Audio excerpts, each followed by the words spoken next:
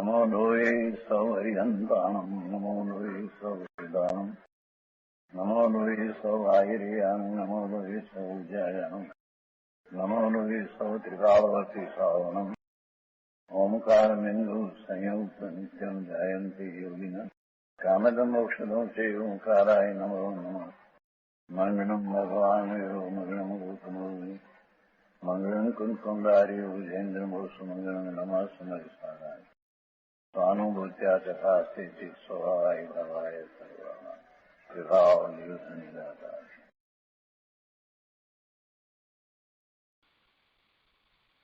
परमात्मा प्रकाश आचार्य भगवान योगिंदु देव रचित परमात्मा प्रकाश नो स्वाध्याय આપણે કરી રહ્યા છીએ। એમાં ગાથા 9 સુધી સ્વાધ્યાય પૂરો કર્યો છે। આજે ગાથા 10 થી સ્વાધ્યાય શરૂ કરીએ તે પહેલા સહેજ પુનરાવર્તન કરીએ તો 7મી ગાથા સુધી પીઠિકા કહેવામાં આવી અને પીઠિકામાં મંગલાચરણ કર્યું અને તે પછીથી 3 ગાથામાં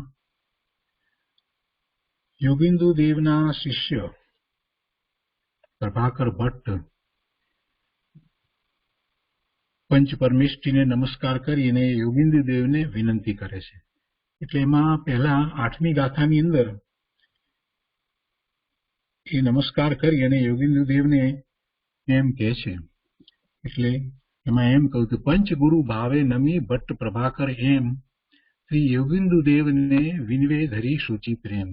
એટલે ભાવપૂર્વક પંચ પરમેષ્ઠીને નમસ્કાર કરીને પ્રભાકર ભટ્ટ પોતાના પરિણામોને નિર્મળ કરીને શ્રી યોગિંદુ દેવને નિજ શુદ્ધ સહજ આત્મતત્વને સમજાવવા અર્થે અતિશય ભક્તિ સહિત પ્રાર્થના કરે છે કે પ્રભુ મને હવે શુદ્ધ આત્મતત્વ સમજાવો।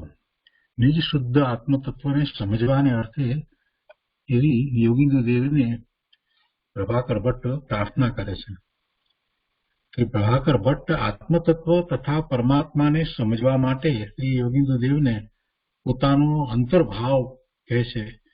પછી 9મી ગાથાની અંદર એ શું પ્રાર્થના કરે છે અથવા તો પોતાનો અંતર્ભાવ કઈ રીતે જણાવે છે એ વાત લેવામાં આવી અને એમાં એમ કહ્યું કે હે સ્વામીન ભવમાં વસે વીત્યો કાળ અનંત છતાં ન સુખ મેં કંઈ લયું દુઃખ જ લયું દુરંત। એટલે મેં દુઃખ જ પ્રાપ્ત કર્યું, ઘણો કાળ વીતી ગયો તે છતાં પણ મને સુખની પ્રાપ્તિ થઈ જ નહીં અને એવા સુખની પ્રાપ્તિ ન થઈ એની વાત પોતે કરે છે, પ્રભાકર ભટ્ટ કરે છે। એટલે યોગિંદુ દેવે એ રીતે ગાથા મૂકી છે, શિષ્યના મુખમાંથી એ રીતે શબ્દ મૂક્યા છે અને પછી યોગિંદુ દેવ એને સમજાવે છે। એટલે 9મી ગાથાની અંદર પણ એ પ્રભાકર ભટ્ટ પોતે વર્ણન કરે છે કે અતિ દુર્લભ બોધિ પામીને જો જીવ પ્રમાદી થાય તો તે કે બિચારો રંગ પુરુષ સંસાર રૂપી ભયંકર અરણ્યમાં ઘણા કાળ સુધી ભ્રમણ કરે છે, પણ બોધિ સમાધિના અભાવે પૂર્વોક્ત સંસારમાં ભ્રમણ કરતા મેં શુદ્ધ આત્મ સમાધિથી ઉત્પન્ન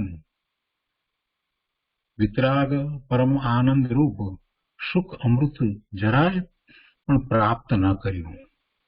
બોધિ સમાધિના અભાવે બોધ પામી અને પોતે સમાધિ ભાવે થવું, પોતાના સ્વરૂપ ભાવે પરિણમવું એવું ન થયું। એટલે એવો અભાવ સંસારમાં ભ્રમણ કર્યું, એને કારણે મેં અનાદિથી સંસારમાં ભ્રમણ કર્યું છે અને મેં શુદ્ધ આત્મ સમાધિથી ઉત્પન્ન થતા જે પરમ આનંદ સુખ વિતરાગ પરમ આનંદ એવું સુખ એ જરાય પણ પ્રાપ્ત ન કર્યું। સ્વરૂપનો અનુભવ થયો જ નહીં તો પછી વિતરાગી પરિણામ થાય ક્યાંથી? વિતરાગી પરિણામ તો પરમ આનંદ રૂપ પરિણામ હોય છે। એવા પરિણામ પોતાને પ્રાપ્ત ન થયા એની વાત પ્રભાકર ભટ્ટ કરે છે અને કહે છે કે એ તો પ્રાપ્ત ન કર્યું પણ તેનાથી વિપરીત આકુળતાના ઉત્પાદક વિવિધ શારીરિક અને માનસિક ચાર ગતિના ભ્રમણમાં થતા દુઃખો જ મેં પ્રાપ્ત કર્યા. જે પ્રાપ્ત કરવાનું હતું એ તો ન કર્યું, પણ એનાથી વિપરીત આકુળતાના ઉત્પાદક એટલે જેને કારણે આકુળતા થાય છે એવા આ શારીરિક અને માનસિક દુઃખો ક્યાં પ્રાપ્ત કર્યા? તો કે ચાર ગતિના ભ્રમણમાં મેં પ્રાપ્ત કર્યા. અનાદિથી એવા ભ્રમણ કર્યા અને મને દુઃખની જ પ્રાપ્તિ થઈ. અત્રે જે વિતરાગ પરમ આનંદરૂપ સુખની પ્રાપ્તિ ન થતા આ જીવ અનાદિકાળથી ભટક્યો, તે જ સુખ ઉપાદે છે એવો ભાવાર્થ છે. એટલે એના ઉપરથી નવમી ગાથા ઉપરથી એ વાત લીધી કે ખરેખર જે પ્રાપ્તિ કરવાની હતી એ પ્રાપ્તિ ન થઈ, તો જેની પ્રાપ્તિ નથી થઈ એવો વિતરાગ પરમ આનંદ સ્વરૂપ પોતાની જે સુખમય સમાધિ અથવા તો વિતરાગી પરિણામ, નિર્મળ પરિણામ, સમ્યક્ત્વના પરિણામ, નિશ્ચય રત્નત્રય, એ જ ઉપાદેય છે. એની પ્રાપ્તિ કરવી એ જ ઉપાદેય છે. એટલે પોતાના ત્રિકાળી શુદ્ધ સ્વરૂપનું લક્ષ્ય કરી અને એવી પ્રાપ્તિ કરવી એ જ એકમાત્ર લક્ષ્ય હોય એવો એમાંથી ભાવાર્થ નીકળ્યો. પ્રભાકર ભટ્ટે જે રીતે પોતાની વાત કરી એ પછી તે વાતને એમાં અહીંયા ભાવાર્થ તરીકે નવમી ગાથામાં સમાવી લેવામાં આવી. અને હવે નવમી ગાથા પછીથી પણ હજી આ 10મી ગાથાની અંદર પણ પ્રભાકર ભટ્ટ કહે છે એની વાત આવે છે. અને પછી 11મી ગાથાથી યોગિન્દુ દેવ એને પછી ઉત્તર આપે છે. તો હવે જે પરમાત્મા સ્વભાવની પ્રાપ્તિ ન થતા જીવ અનાદિકાળથી ભટક્યો, તે પરમાત્મા સ્વભાવનું વ્યાખ્યાન શ્રી પ્રભાકર ભટ્ટ પૂછે છે કે એવો પરમાત્મા સ્વભાવ કેવો છે, મને એ સમજાવો. કેવો ભાવ છે? પ્રભાકર ભટ્ટને એવો ભાવ છે કે જે પરમાત્મા સ્વરૂપમાં એકાગ્રતા લીનતા કરી અને વિતરાગી સુખ શાંતિ સમાધિની પ્રાપ્તિ થાય છે, તો એ પરમાત્મા સ્વભાવ કેવો છે એ મને સમજાવો. કૃપા કરીને એ મને સમજાવો. એવા ભાવપૂર્વકની ગાથા 10મી કહે છે. તો આપણે ગાથા 10મી લઈએ છીએ. ચતુર્ગતિ દુઃખૈ તપ્તાનાય પરમાત્મા કશ્ચિત ચતુર્ગતિ દુઃખ વિનાશકર કથય પ્રસાદેન તમુક્તિ. ગુજરાતીમાં પણ આપણે આ 10મી ગાથા લઈએ જેથી વધારે સ્પષ્ટતા થાય, વધારે ભાવ સમજાય. એમાં એમ કહે છે કે ચતુર્ગતિ દુઃખ તપ્તને પરમાત્મા કો હોય, ચતુર્ગતિ દુઃખ જે હરે કહો કૃપા કરી સોય. ચતુર્ગતિનો આ દુઃખથી જે દુઃખી થઈ રહ્યો છે એટલે તપ્ત છે, તો એને પરમાત્મા શું છે, કોણ છે, કેવા છે કે જે ચતુર્ગતિના દુઃખને દૂર કરે છે? તો પ્રભુ એ મને કૃપા કરીને સમજાવો. ચાર ગતિના દુઃખોથી સંતપ્ત થયેલા એટલે ચાર ગતિના દુઃખોથી ખૂબ દુઃખી થયેલા સંસારી જીવના એ ચાર ગતિના દુઃખોને નાશ કરનાર જે કોઈ પરમાત્મા છે તેનું જ સ્વરૂપ હે ગુરુદેવ આપ કૃપા કરીને મને કહો. તો પહેલા આપણે એનો અન્વયાર્થ લઈએ 10મી ગાથાનો.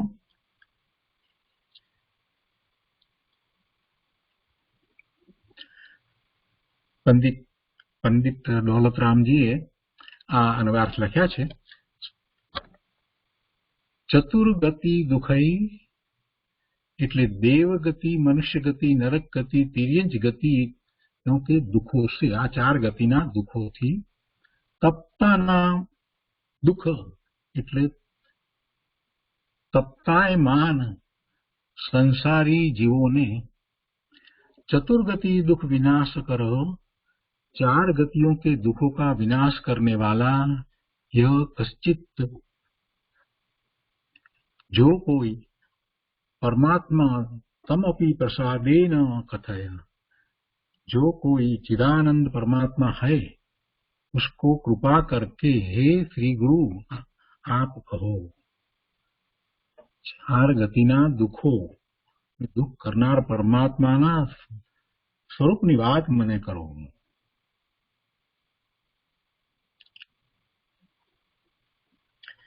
અને પછી એની જે ટીકા છે એના ઉપરથી જે ભાવાર્થ લખાયો છે તો એ આપણે લઈએ છીએ।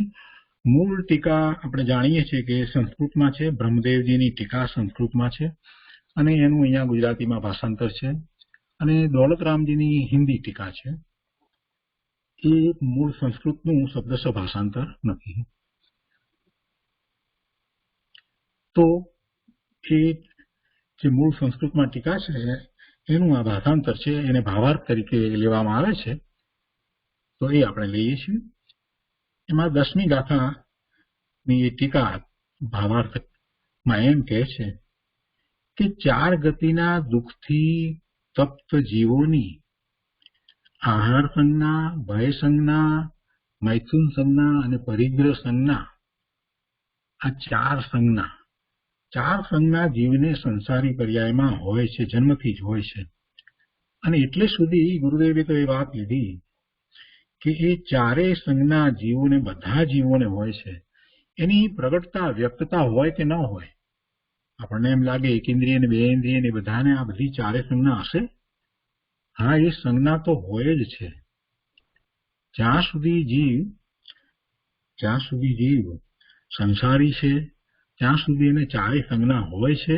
એની વ્યક્તતા હોય કે ન હોય, ઓછી હોય, જે પ્રમાણે એને ઉઘાડ છે જ્ઞાનના એ પ્રમાણે એની વ્યક્તતા હોય, પરંતુ એવી ચાર સંજ્ઞા તો ચારે ગતિને વિશે છે જ। અને બધી જ અવસ્થાઓમાં એ સંજ્ઞા તો પડી છે, ભલે વ્યક્તતા દેખાય નહીં।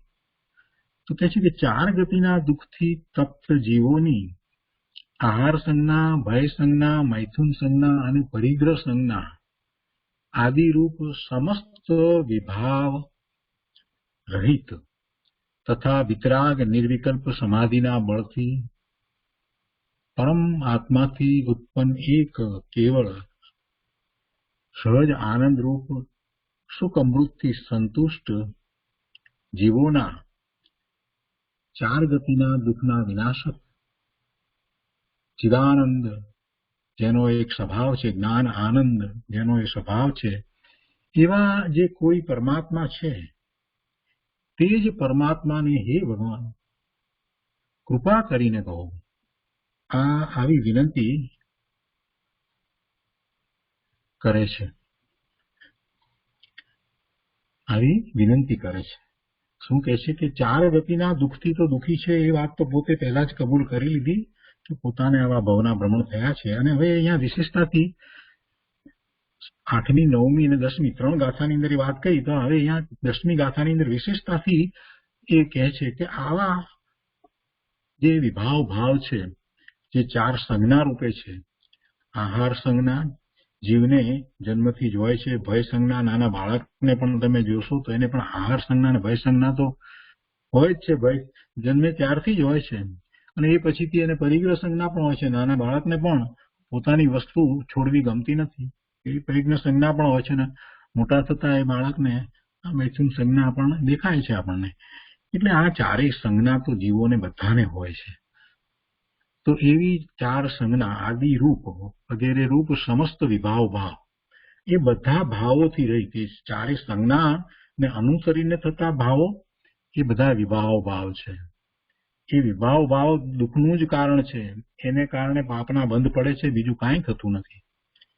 એ ચારે સંજ્ઞા જે છે, આહાર સંજ્ઞા હોય તો એમાં પણ છેવટે બંધ તો પાપનો જ પડે છે, ભય સંજ્ઞાથી પણ બંધ તો પાપનો જ પડે છે, પરિગ્રહ સંજ્ઞા અને મૈથુન સંજ્ઞાથી પણ બંધ તો પાપના જ પડે છે। એ બધા વિભાવ ભાવ છે અને એ અશુભ ભાવો છે।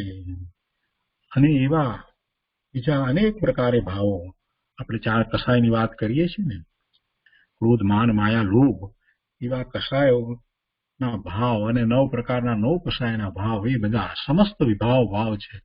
તો એ બધાથી રહિત તથા વિતરાગ નિર્વિકલ્પ સમાધિના બળથી પરમ આત્માથી ઉત્પન્ન એક કેવળ સહજ આનંદરૂપ સુખ અમૃતથી સંતુષ્ટ જીવોના ચાર ગતિના દુઃખના વિનાશક જ્ઞાન આનંદ જેનો એક સ્વભાવ છે એવા જે કોઈ પરમાત્મા છે, આ પરમાત્માને આ વિભાવ ભાવ તો બિલકુલ છે જ નહીં, એનાથી તો રહિત છે. અને વિતરાગ નિર્વિકલ્પ સમાધિના બળથી પરમ આત્માથી ઉત્પન્ન, જ્યારે વિતરાગ નિર્વિકલ્પ સમાધિ છે તો પોતે પોતાના પરમાત્મા સ્વરૂપને જ અનુભવી રહ્યા છે, અને એથી એમને એમાંથી ઉત્પન્ન થતો સહજ આનંદ અને સુખ, તો એનાથી એ સંતુષ્ટ છે. એટલે એ પોતે એનાથી કૃત્ય થયા છે, પૂર્ણપણે જે ને એ પ્રાપ્ત થયું છે. તો એ સંતુષ્ટ જીવોના એ ચાર ગતિના દુઃખના વિનાશક ચિદાનંદ જેનો એક સ્વભાવ છે, જ્ઞાન આનંદ જેનો એક સ્વભાવ છે, એવા જે કોઈ પરમાત્મા છે તે જ પરમાત્માને હે ભગવાન કૃપા કરીને કહો. અહીં જે પરમ સમાધિમાં રત જીવોના ચાર ગતિના દુઃખોનો વિનાશક છે તે જ પરમાત્મા સ્વભાવ છે, અને એ સર્વ પ્રકારે ઉપાદેય છે. એવો જે ભાવ છે પરમાત્મા તરફનો જે ભાવ, એટલે પોતાના પરમાત્મા સ્વભાવ તરફનો જે ભાવ છે એ જ ચાર ગતિના દુઃખોનો વિનાશક છે. એટલે કે છે કે હે ભગવાન કૃપા કરીને એ કહો, જે પરમ સમાધિમાં રત જીવો ના ચાર ગતિના દુઃખો તો ગયા છે અને એ દુઃખોનો વિનાશ થયો છે, તો એ પરમાત્મા સ્વભાવ ભાવે પરિણમતા થયો છે. પોતે પરમાત્મા સ્વરૂપ છે ને એવા સ્વભાવ ભાવે જયારે એ પરિણમે છે તો એમ ચારે ગતિના દુઃખોનો અંત આવે છે. તો એ જ ચાર ગતિના દુઃખનો વિનાશક છે, તે જ પરમાત્મા સ્વભાવ એ સર્વ પ્રકારે ઉપાદેય છે અને સર્વને એ જ ઉપાદેય છે. જીવ માત્રને એ જ ઉપાદેય છે, બધી રીતે એ જ ઉપાદેય છે, એ સિવાય બીજું કાંઈ નથી. પોતાનો પરમાત્મા સ્વભાવ છે તે જ ઉપાદેય છે. એમાં 10મી ગાથાની ટીકા ભાવાર્થની અંદર કહેવામાં આવ્યું. એટલે એ રીતે આ 10મી ગાથામાં પણ પ્રભાકર ભટ્ટે વિનંતી કરી છે, પોતાના ગુરુ યોગિંદુ દેવને વિનંતી કરી છે. અને એ પછી એવી વિનંતી કરી એટલે 8મી, 9મી અને 10મી એ પ્રમાણે એ 3 ગાથાઓમાં એ રીતે એમણે પોતાની વાત કરી છે. એટલે કહે છે કે એ પ્રમાણે 3 પ્રકારના આત્માના પ્રતિપાદક પ્રથમ મહાઅધિકારમાં શ્રી પ્રભાકર ભટ્ટની વિનંતીના કથનની મુખ્યતાથી 3 દોષ-સૂત્રો સમાપ્ત થયા. એટલે 3 ગાથાઓ આ પૂરી થઈ. એ વિનંતીની ગાથા છે પ્રભાકર ભટ્ટની. હવે શ્રી પ્રભાકર ભટ્ટની વિનંતી સાંભળીને શ્રી યોગીન્દ્ર દેવ 3 પ્રકારના આત્માનું સ્વરૂપ કહે છે. હવે એની વાત આવે છે. તો 11મી ગાથાથી યોગીન્દ્ર દેવ હવે વસ્તુ સ્વરૂપને સમજાવે છે, આત્માના સ્વરૂપને સમજાવે છે, એની પર્યાયોને સમજાવે છે. એટલે બહિરાત્મપણું, અંતરાત્મપણું અને પરમાત્મપણું કઈ રીતે છે એ બધી વાત પછી એક ક્રમે 11મી ગાથાથી કરી અને પછી એ સમજાવતા જાય છે. તો એની અહીંયા વાત લેવામાં આવી છે. તો આપણે 11મી ગાથા પણ લઈએ છીએ. ગાથા 11. પુનઃ પુનઃ પ્રણમ્ય પંચગુરૂન ભાવેન ચિત્તે ધૃત્વા ભટ્ટ પ્રભાકર નિસૃણુ ત્વમ આત્માનં ત્રિવિધમ કથયામિ. 11મી ગાથાના અન્વયાર્થમાં કહે છે કે પુનઃ પુનઃ પંચગુરૂન પ્રણમ્ય, એટલે बारंबार पंच परमेष्टियों को नमस्कार करके, એટલે વારંવાર પંચ પરમેષ્ટિને નમસ્કાર કરીને અને भावेन चित्ते धृत्वा अहम, निर्मल भावों कर मन में धारण करके, निर्मल भाव ने પોતાના અંતરમાં ચિત્તમાં ધારણ કરીને હું એટલે मैं अहम मैं त्रिविधम आत्मानम कथयामी, 3 प्रकार के आत्मा को कहता हूं। सो हे प्रभाकर भट्ट त्वम निशृणु, हे प्रभाकर भट्ट तू निश्चय से सुन, तू निश्चय थी सांभळ। શું કહે છે 11મી ગાથાની અંદર?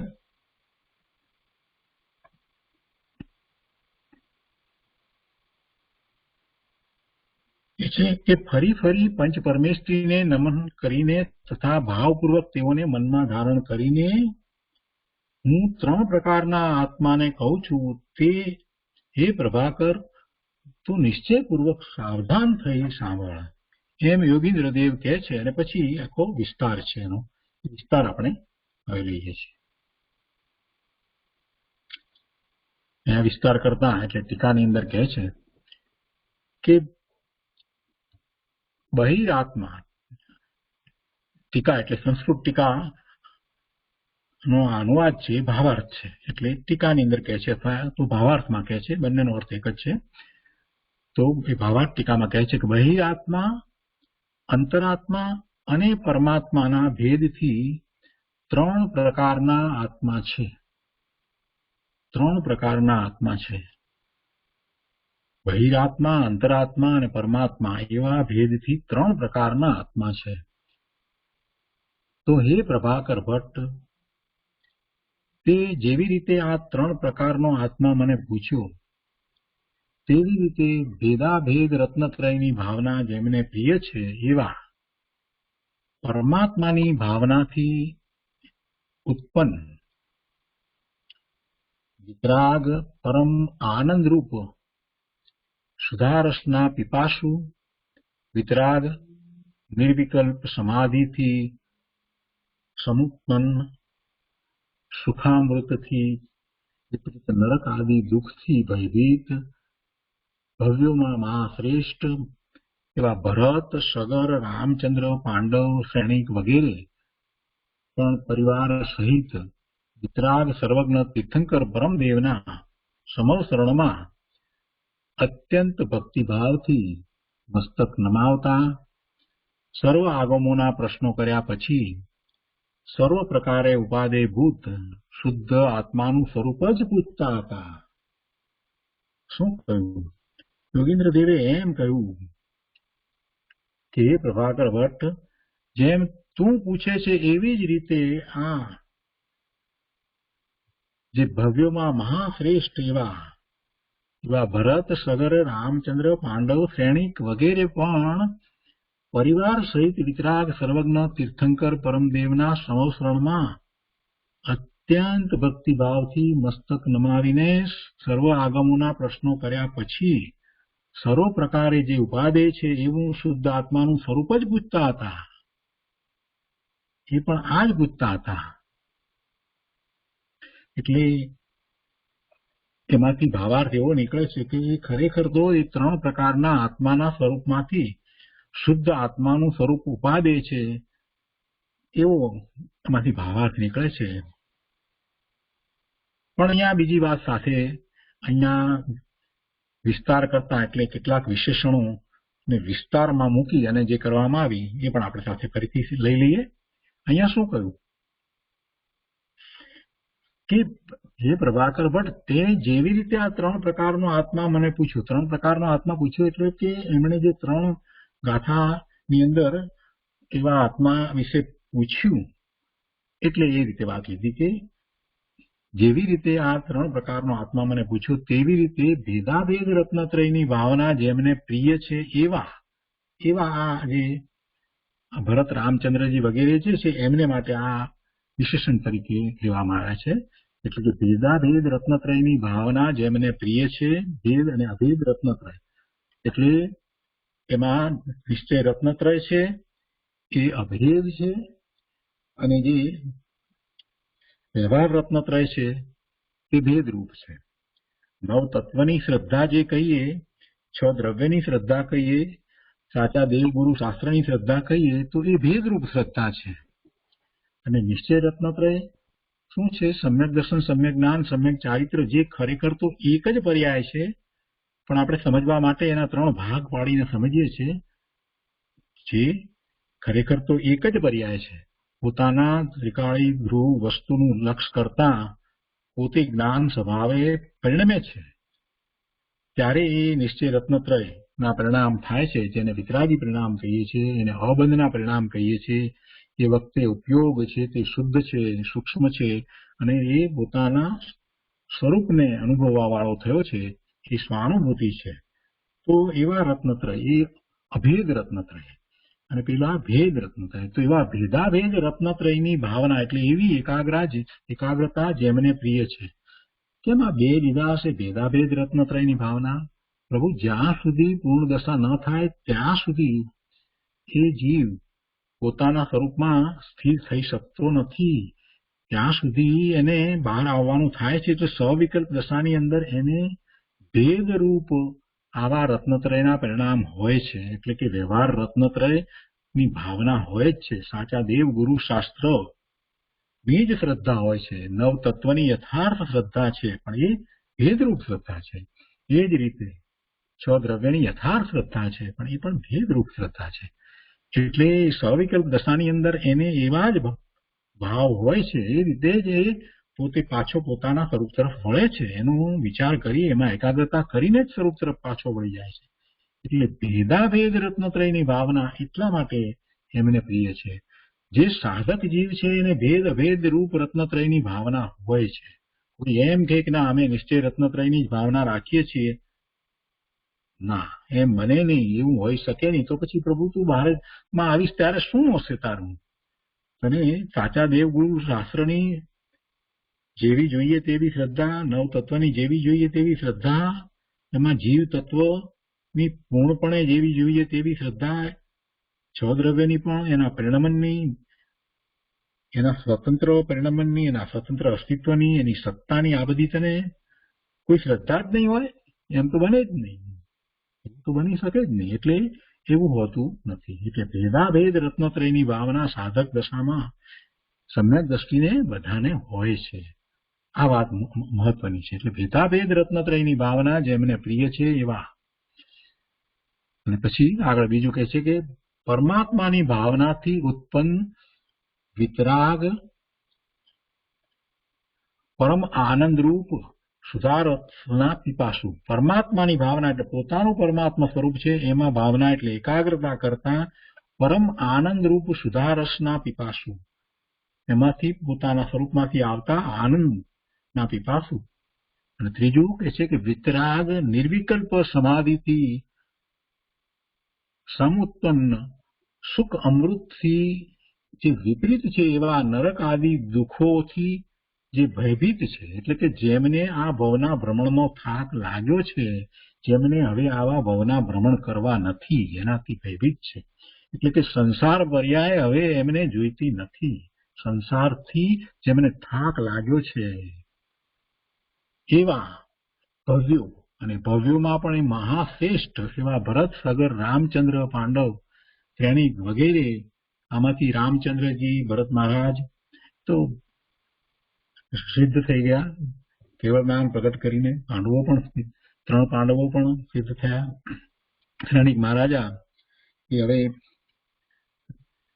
કેવળ જ્ઞાન જયારે તીર્થંકર થશે ત્યારે કેવળ જ્ઞાન પ્રગટ કરશે. આવતી 24મીમાં તીર્થંકર થવાના છે. એટલે એમની વાત હમણાં અહીંયા લીધી છે, થોડાક ઉદાહરણ તરીકે વાત લીધી છે. એટલે એવા ભવ્યોમાં મહાશ્રેષ્ઠ એવા ભરત, સગર, રામચંદ્ર, પાંડવ, શ્રેણિક વગેરે એ પણ પરિવાર સહિત વિતરાગ સર્વજ્ઞ તીર્થંકર પરમદેવના સમસ્રણમાં અત્યંત ભક્તિભાવથી મસ્તક નમાવી અને સર્વ આગમોના પ્રશ્નો કર્યા પછી જે સર્વ પ્રકારે ઉપાદેયભૂત શુદ્ધ આત્માનું સ્વરૂપ છે તે જ વિષય પર પૂછતા હતા. એમ અહીંયા યોગીન્દ્ર દેવે આ ભટ્ટાકર વાત કરવામાં એમને વાત કરી, એમ સમજાવ્યું.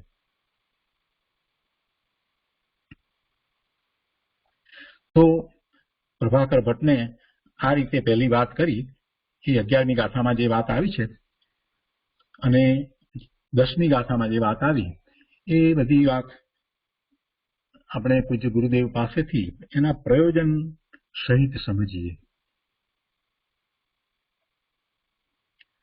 ગાથા 10 તથા ગાથા 11 ઉપર પૂજ્ય ગુરુદેવ કાંજી સ્વામીએ જે વિસ્તાર કર્યો છે એને આપણે એમના શબ્દોમાં લઈએ છીએ.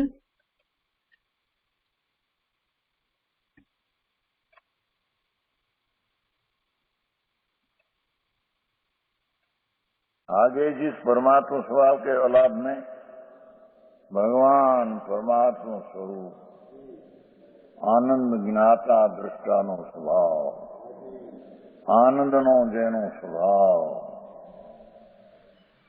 एना अलाभ में यह जीव अनादिकाल से भटक रहा था, उसे परमात्मा स्वभाव का व्याख्यान प्रभाकर भट्ट सुनना चाहते हैं. जो आ व्याख्यान सुनना चाहते हैं.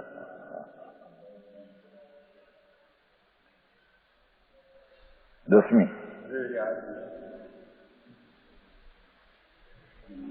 चौ गई दुख तताई उसे जो परम तो कोई, चौ गई दुख विनाश कहो पसाए सोई. देव गति, मनुष्य गति, नरक गति, तीन गतियों के दुखों से तप्त जो कहो मनुष्य गति ने देव गति ने पण दुख थी तृप्त कीधा.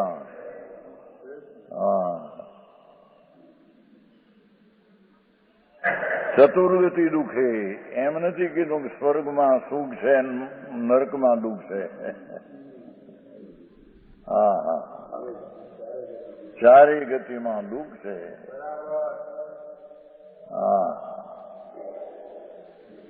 चतुर्गति दुखे तप्ता नाम तप्ताय मां दुखी संसारी जीवा.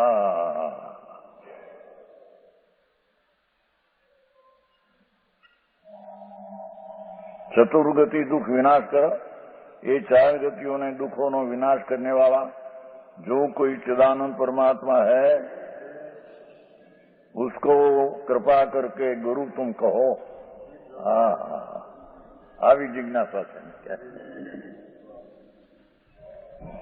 જે ચાર ગતિના દુઃખથી તપ્તાયમાન સંસારી એ દુઃખોનો નાશ કરવા વાળો કોઈ ચિદાનંદ પરમાત્મા હૈ.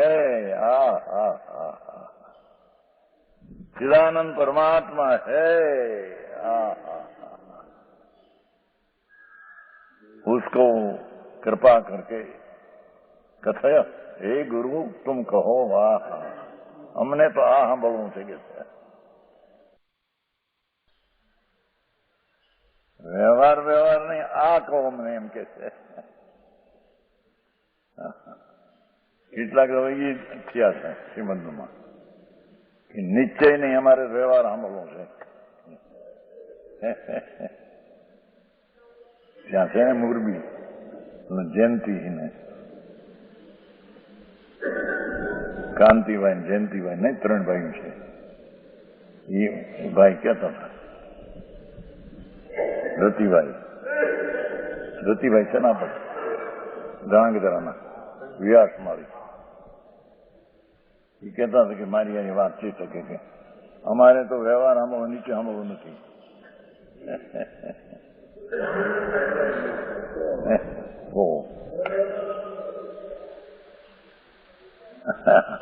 આ શીશ કે છે પ્રભુ અમને તો નિચિદાનંદ ભગવાન પ્રાપ્ત થાય એ અમને સાંભળવું છે.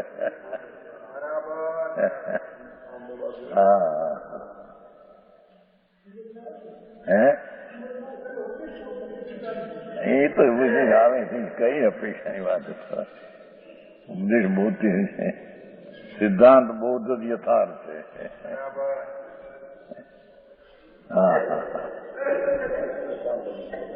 भावार्थ यह चिदानंद शुद्ध स्वभाव परमात्मा भगवान आत्मा अंदर सुचिदानंद प्रभु आहार भाई मैथुन परिगत संज्ञाओं का आदि लेकर समस्त विभागों से रहित है. चिदानंद स्वभाव भगवान आत्मा नो एमा आहार भय मैथुन ने परिगत संज्ञा ये रहित आत्मा है. ये आदि विभाव रहित आत्मा है. ઉદય ભાવ જેમાં નથી. પરમ સ્વભાવ સહજાત્મ સ્વરૂપ, પરમાત્મ સ્વરૂપ, પરમ પરિણામિક સ્વરૂપ જેમાં ઉદય ભાવ નથી.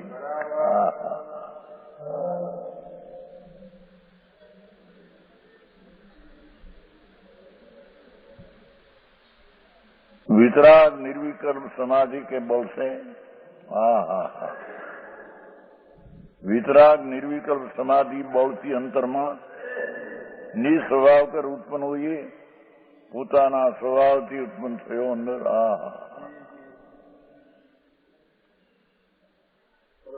परमानंद सुखामृत कर संतुष्ट हुआ है हृदय जिसका.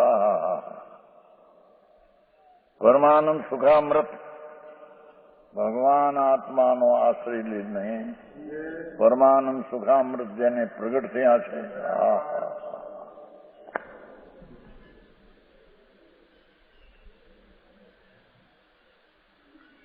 ऐसे निकट संसारी जीवों के જેને સંસારનો અંત હવે નજીક છે. चतुर्गति का भ्रमण दूर करने वाला है.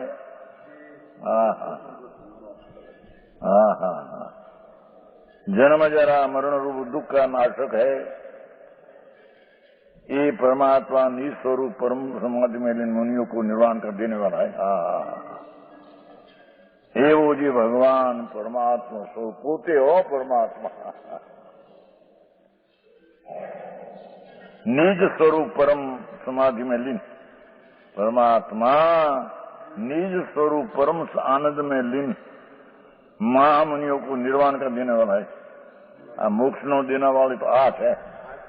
व्यवहार कोई मोक्ष में देने वाला है.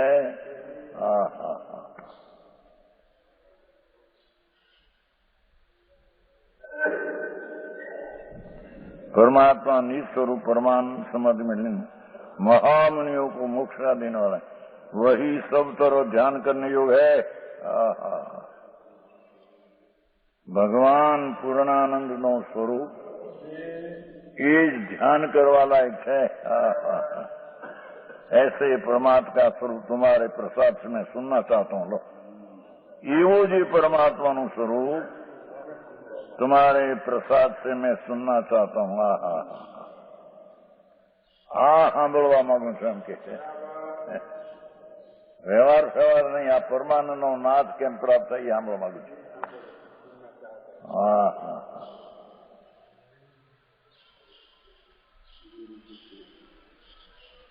इसने कृपा कर आप कहो.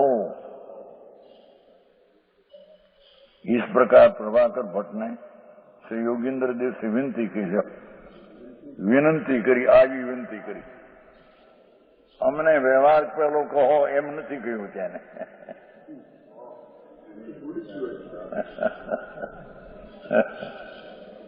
हमने तो चिदानंद भगवान परमात्मा सुखामृत થી ભરેલો જેનો આશ્રય લેનો વિતરાગ પરમાનંદ પ્રાપ્ત થાય એ વાત અમને સંભળાવો. બસ નીચેની વાત સંભળાય એમ કે સાહેબ.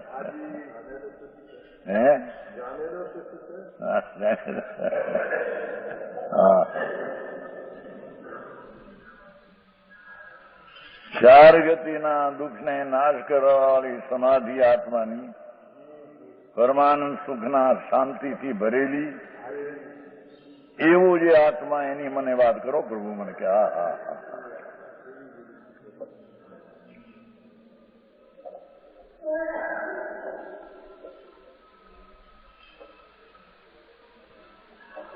इस कथन की मुख्यता से 3 दोहा कीधा છે ને. 8, 9 ને 10 7 સુધી તો વંદન હતું. 8, 9, 10 આ 3 दोहा कीधा. आगे प्रभाकर भट्ट की विनती सुनकर योगेंद्र देव 3 प्रकार का आत्मा का स्वरूप कहते हैं. लो पुणु पुणु पणवी पंचगुरु भावे चिति दरेवी भट्ट पायर निसुणी तू पातिवियो कहेवी. એનો સિદ્ધાંત. वारंवार पंच परमेश्वरी को वो नमस्कार कर, विशेष योगेंद्र सातमा तो स्तुति करी पण विशेष बातों याद करी ने. वारंवार पंच परमेश्वरी को नमस्कार कर और निर्मल भाव कर, पवित्र भाव થઈ કરીને મનમાં धारण करके हा मैं 3 प्रकार के आत्मा को कहूंगा.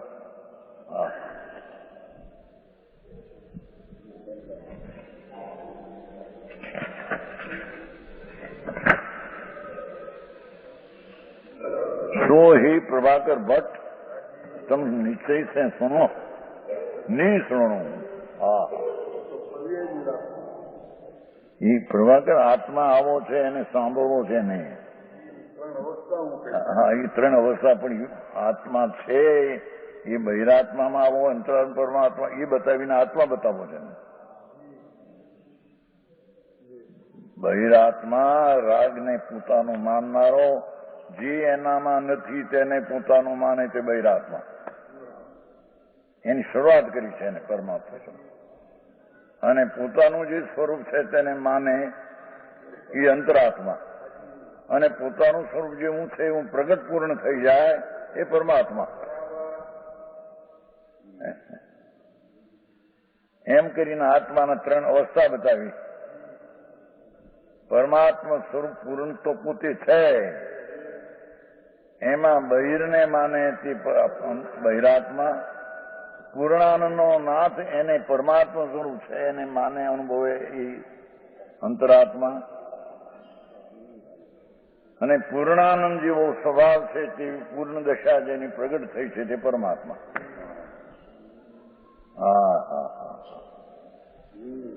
એમ કરીને પરમાત્મા સ્વરૂપ જ વર્ણવે છે.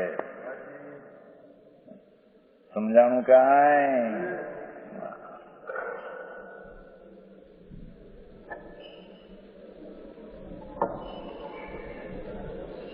હે પ્રભાકર ભટ્ટ સાંભળ લો. બીજામાં તો એમ કે સાંભળવાથી પણ રાગ થાય, પણ એ તો વાત છે બરાબર. સાંભળવા વખતે એમ કે ને એને સમય સારવાનું આવ્યું. બંધી તું સૌ સિદ્ધિ તું ચલંગણ બંધી પછી ઓછામી સમય પાવડા. હું કઈ સમય પ્રાપ્ત ને ઓછામી સમય એમમાં શું કેવડી બન્યા તો ઓછામી કહેતા. હા બસ એમ તો કહ્યું ને એમાં હું કહું છું. હા એ વ્યવહાર તો વચમાં આવે, કહી શકે એ વાત નથી. અંદર કહી શકવાનું નિમિત્ત પણ હોય છે. અરે આવી વાતો છે. ઓછામી જો ત્યાં કે જો કહી શકે છે, વાણીને કરી શકે છે, એમ કાઢે છે માંથી. એમ નથી બાપુ. એ વ્યવહારથી કે છે એને તું એમ જ માની લે તો તું સાંભળવાને લાયક નથી. સમજાણું કાંઈ? લાયક નથી. જે મારે કહેવું છે વ્યવહારથી નિશ્ચયને બતાવવો છે. અને છે કેમ તો વ્યવહારથી તમે કહ્યું ને તો વ્યવહાર પણ આદરણીય થયો કે નહીં? એમ પકડે એ સાંભળવાના લાયક નથી મારા.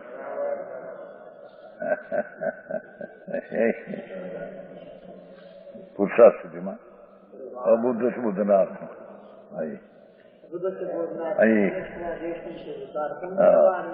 વિવરનું કેવલમ એથી દેશાનાર્થી.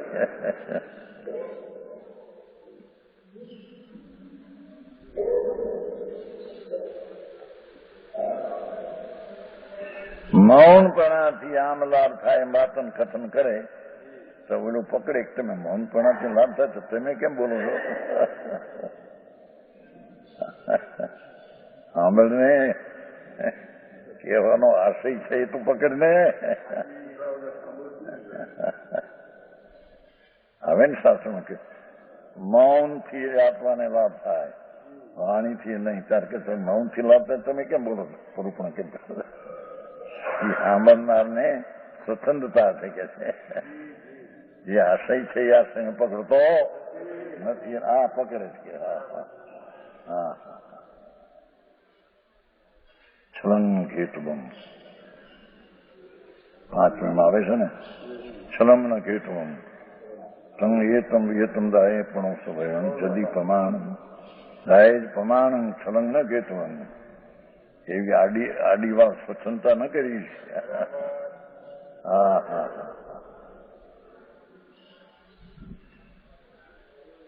बहिरात्मा, अंतरात्मा, परमात्मा के भेद कर आत्मा 3 तरह का है. हा. सो हे प्रभाकर भट्ट, जैसे तूने मुझसे पूछा है, जेवू ते मने पूछूं, उसी तरह से भव्यू में महाश्रेष्ठ.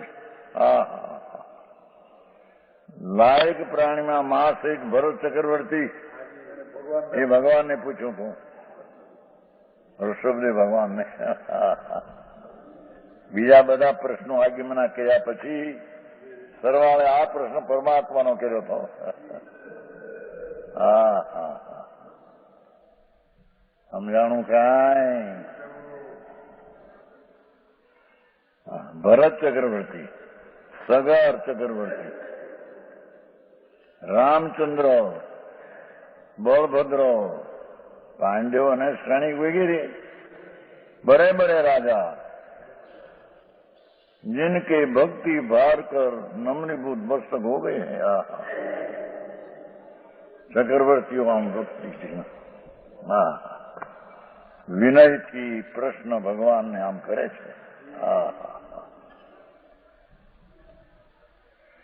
मस्तक हो गए हैं, वितराग भक्ति भार कर नमनीभूत मस्त हो गई. એમને એમ નહીં એમ કે છે મસ્તક નમી ગયું છે.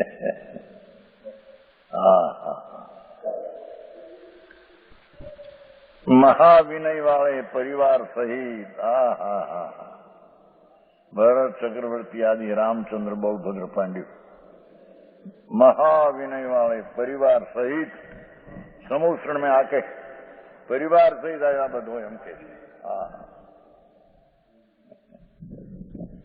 बायडू छोकरा कुटुंब लईने आया सांभळवा बधा समूषण.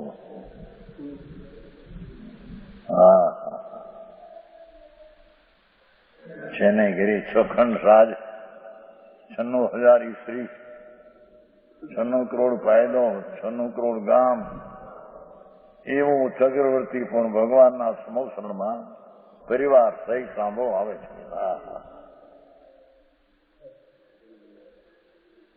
આને નવરાજ મૂર્તિ નથી સાંભળવાથી. પાછું એમ કઈ સમોસણમાં આવે છે. એ સમોસણ એને ઘરે જતું નથી.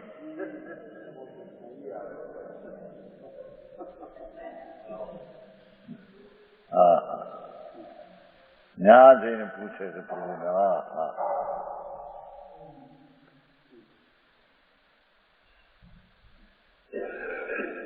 महाविनय वाले जाके वितराग सर्वज्ञ परमदेव थे. वितराग सर्वज्ञ परमदेव सर्वागम का प्रश्न कर. भाषा तो देखो सर्वागम નો પ્રશ્ન એમ કે બીજા 4 અનુયોગોનું બધું પ્રશ્ન થઈ ગયો છે. उसके बाद सर्वागम એટલે 4 अनुयोगो. उसके बाद सब तरह से ध्यान करने योग.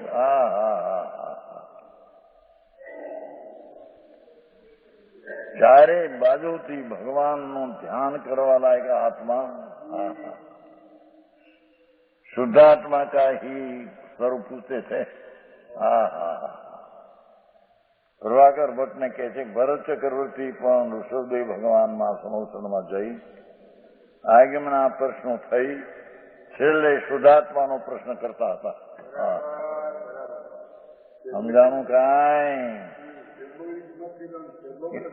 સાર સાર છે માટે એમ કે છે પેલા જાણપણાની વાત કરી પણ સાર વસ્તુ જે છે એનો પ્રશ્ન પછી કર્યો. હા હા शुद्धात्मा का ही स्वरूप पूछे. भाषा देखो, ये पूछे છે શુદ્ધાત્માનું સ્વરૂપ પૂછે છે. પૂછનાર એમ કે છે. હા હા. અને કુંકુંદાચારમાં આવે છે ને 5 અમારા ગુરુએ અમને કૃપા કરીને શુદ્ધાત્માનો ઉપદેશ કર્યો. તો બીજો નથી કર્યો, બીજો કર્યો એની આ બતાવવું છે. અમારા ગુરુએ હા હા હા છે 5મી કથા સમયસર અમારી ઉપર કૃપા કરીને અમને શુદ્ધાત્માનો ઉપદેશ અનુગ્રહ કર્યો. હા હા એ અહીં પૂછે છે. હા હા શુદ્ધાત્મા કા ही એમ શબ્દ છે. સ્વરૂપ પૂછતે છે ભગવાનને. એ પ્રશ્ન ભરત ચક્રવર્તી वगैरह वगैरह नेमनाथ भगवान ने पांडवों आदि. उसके उत्तर में भगवान ने यही कहा, एना उत्तर में भगवान ने यही कहूं. सैनिक राजादी લીધા છે. એ પ્રશ્ન કર્યો પણ એનો ઉત્તર સહેજ આવે છે. ખરેખર પ્રશ્ન મોટા ચક્રવર્તી આદિ કરે પણ આને કર્યો છે એ ગૌતમથી એને ઉત્તર મળ્યો છે. પણ આમાં ભેગું નાખ્યું कि आत्मज्ञान के समान दूसरा कोई सार नहीं. भगवान ने उत्तर दीधो.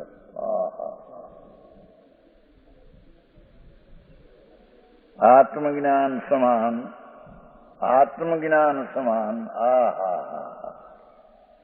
પરનું નહીં, રાજનું નહીં, પર્યાયનું નહીં. આત્મજ્ઞાન વસ્તુ જે નિત્યાનંદ પ્રભુ આત્મા ધ્રુવ એનું જ્ઞાન આત્મજ્ઞાન.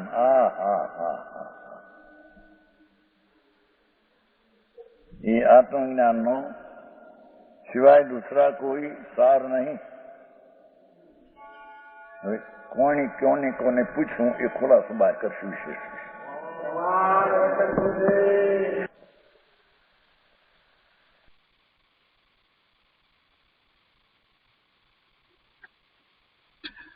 તો આ રીતે આપણે 10મી ગાથાનો વિસ્તાર પૂરો કર્યો અને 11મી ગાથા ઉપર પૂજ્ય ગુરુદેવ કાંજી સ્વામીએ જે થોડો વિસ્તાર કર્યો છે તે આપણે સમજ્યા. એનો વધુ વિસ્તાર હવે આવતા સ્વાધ્યાયમાં આવશે. આજનો સ્વાધ્યાય અહીંયા સુધી રાખીએ છીએ.